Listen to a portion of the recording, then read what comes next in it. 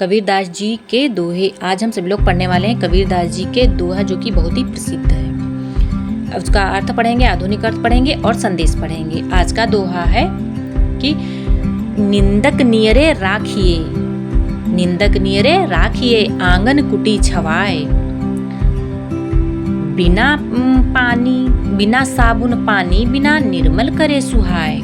इसका अर्थ है, कबीरदास जी कहते हैं कि व्यक्ति हमारे जीवन निंदा आलोचना करता है, उसे पास ही रखना चाहिए, यानी कि पड़ोस में ही रखना चाहिए, और उसके लिए घर के आंगन में कुटी छवा देनी चाहिए, उसे कुटी बना देनी चाहिए। और पड़ोस में ही, कुटी का मतलब है पड़ोस में ही रखना चाहिए, क्योंकि वह बिना साबुन बिना पानी के ही हमारी कमियों को दूर करके, हमारे जो बिना साबुन बिना पानी के हमारी कमियों को दूर करके हमारे स्वभाव, हमारे चरित्र को निर्मल बनाने में सहायता करता है।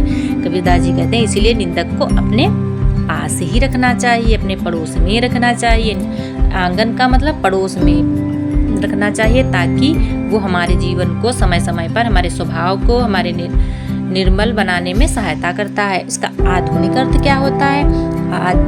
आधुनिक अर्थ ये है कि आज के समय में दोहे का अर्थ यह है कि हमें अपनी प्रशंसा सुनाने वाले जो लोग होते हैं, वाले लोगों के बीच में नहीं रहना चाहिए।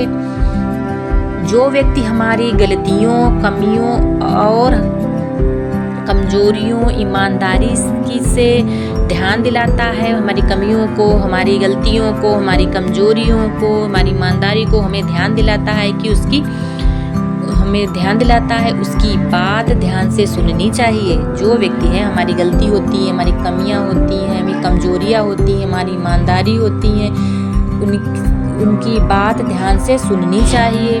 आलोचना से हमें अपनी कमियों को पहचानने और स्वयं को बेहतर बनाना चाहिए। कबीरदास जी कहते हैं कि उनकी आलोचनाएं जो होती हैं वह हम ध्यान से सुने और अपनी गलतियों को पहचानने और स्वयं को बेहतर बनाने का अवसर मिलता है। ये कितनी अच्छी बात है कि हमें निंदनीय व्यक्ति से अपनी कमियां, अपनी गलतियां पहचानने का अवसर मिलता है, जिससे हम एक बेहतर व्यक्ति बन सकते हैं और अपने जीवन में एक आगे की ओर बढ़ सकते हैं। हम अपना डेवलपमेंट कर सकते हैं। जैसे कि इसका संदेश क्या है?